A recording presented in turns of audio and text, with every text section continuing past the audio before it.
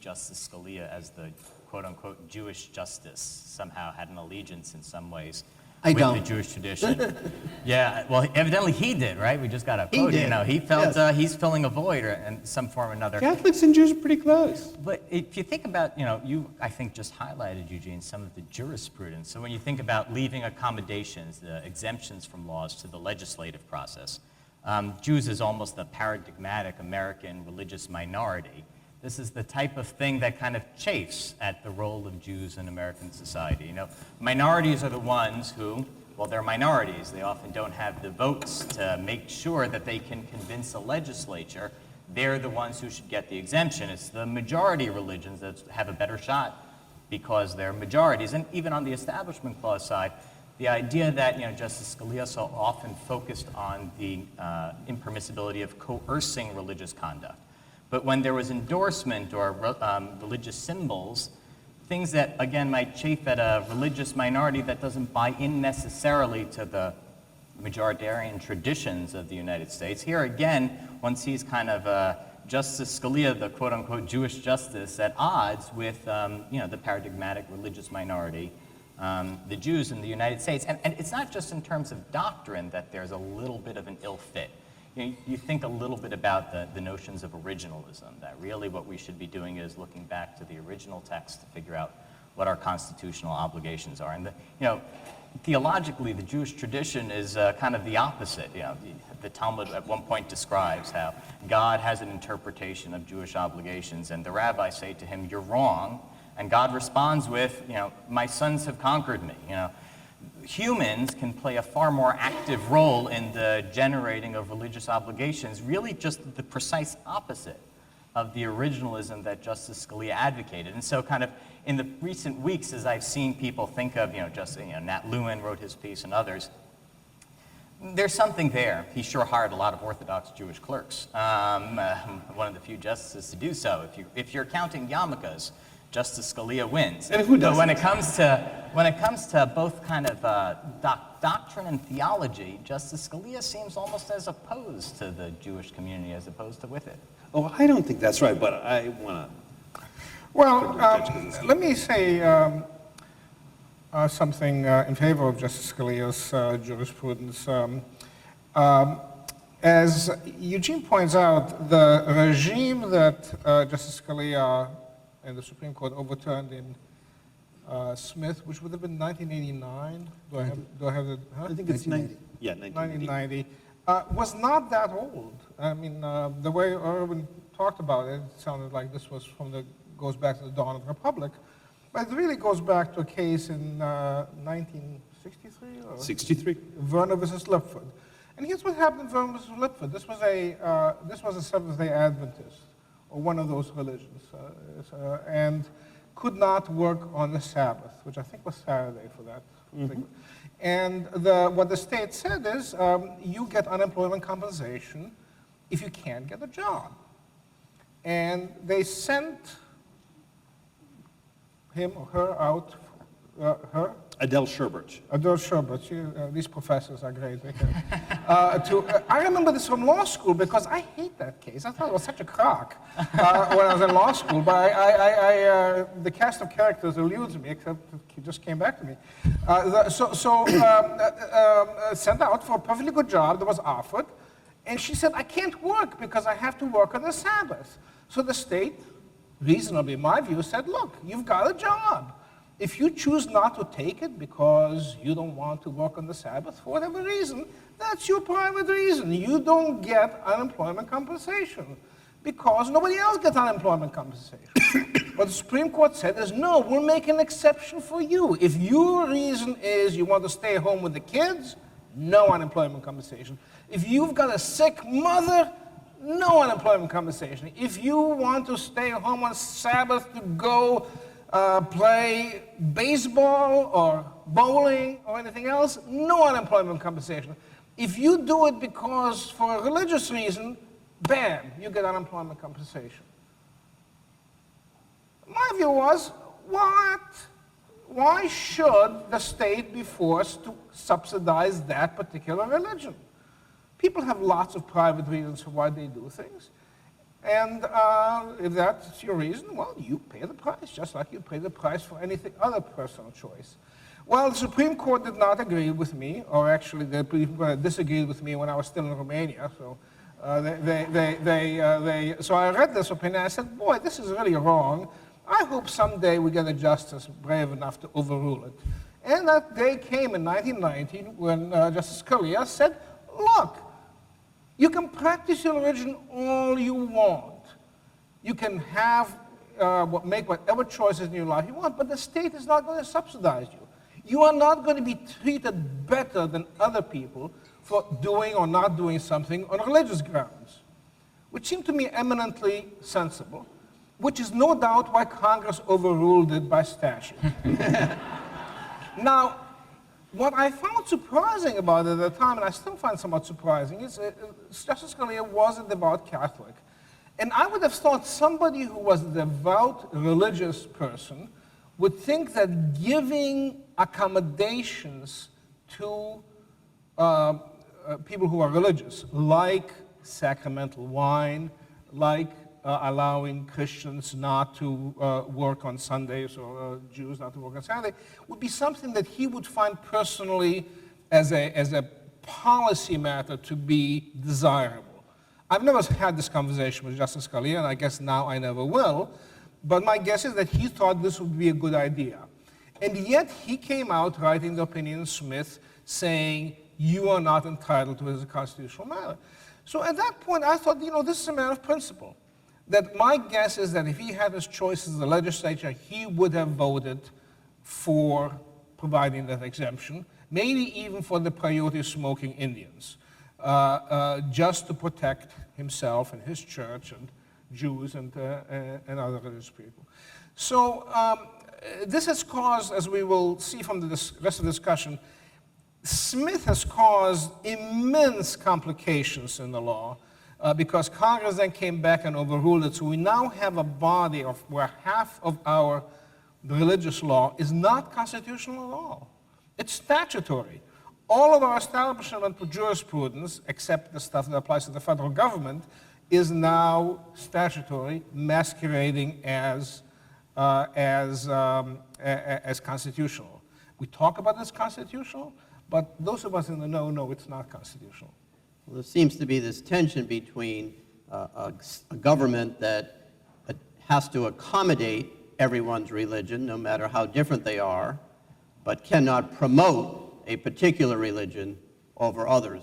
And that seems to be where some of the tension comes in. But there's no tension.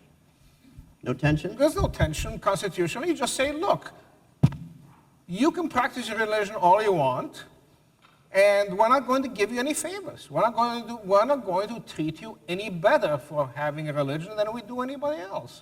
So let me offer actually what I think would have been Justice Scalia's answer here. And I think this ties He's into looking what down on Michael us, you said. know. So I'm not sure he's paying much attention to what we're doing here. But maybe we use his name often enough. So here's the thing I think he would say if he was challenged by what Michael was saying. He says, you know, American Jews got in on the political process, probably, you know, in some states in the 1800s, substantially in the 1900s, and they did pretty well. Not perfectly, but pretty well. When Prohibition was enacted, of course, it helped that Catholics wanted exemptions from sacramental wines, but they weren't the only ones who got them. Jews got exemptions for sacramental wines, too. Sherbet, you know, is this tiny little thing about unemployment compensation. You know, that's actually not completely unimportant, but it's about a relatively small zone.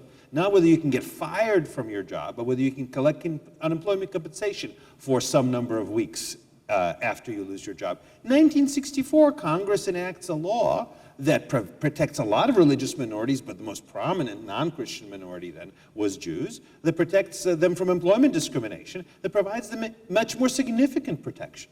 If you look at, for example, what happened after Goldman v. Weinberger, when the Supreme Court held that the army, the military, I guess it was the Air Force there, didn't have to exempt Orthodox Jews from a no headgear policy, well, then Congress stepped in and changed that.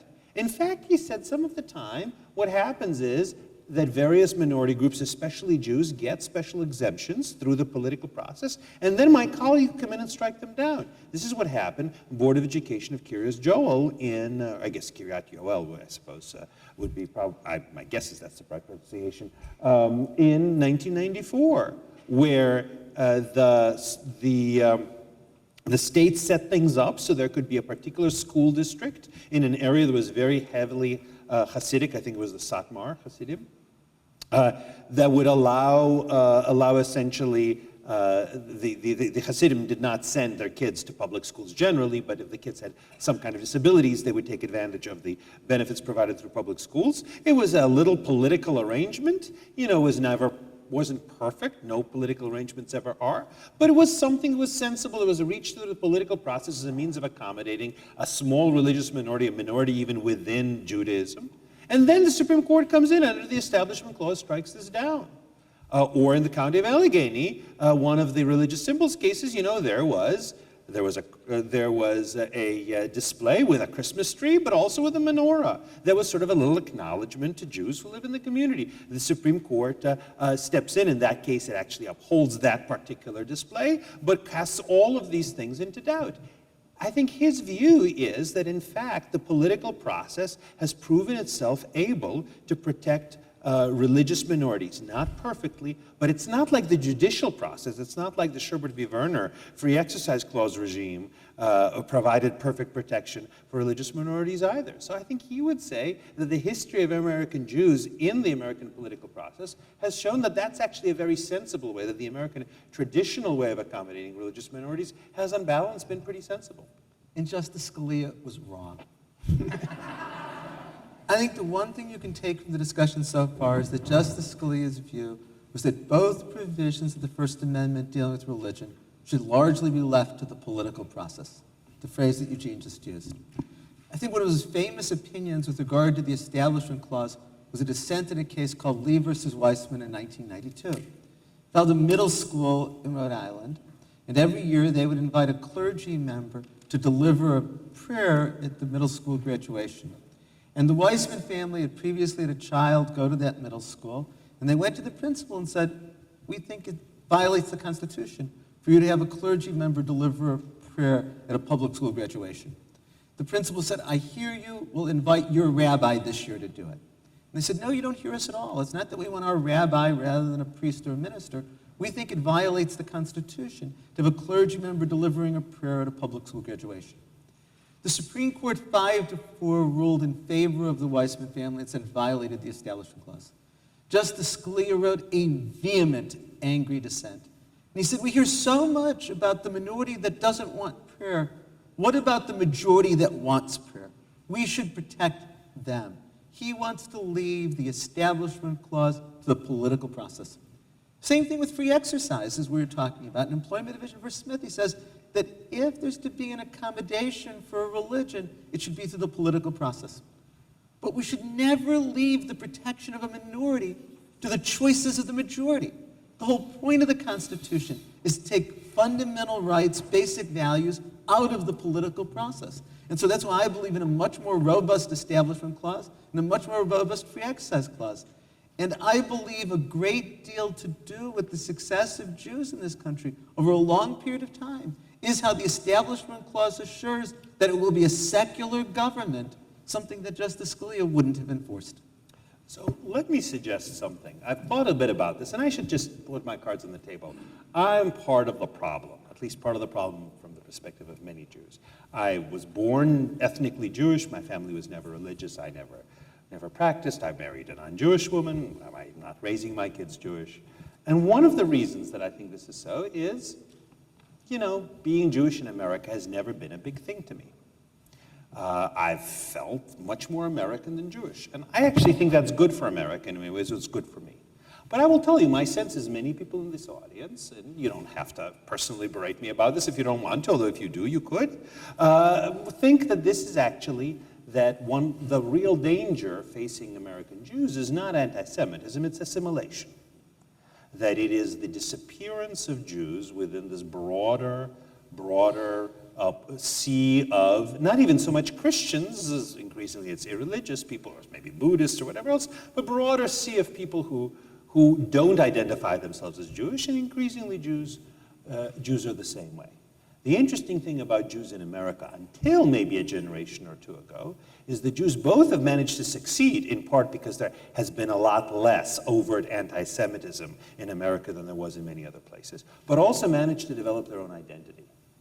My guess is that if that's what you want, and I'm not saying that's necessarily what you should want, it's not personally necessarily what I want, but if that's what you want, I'm not sure you want to have an establishment clause that is scrupulously designed to make sure that there is no echo of the notion that America historically has been a Christian country and remains a majority Christian country.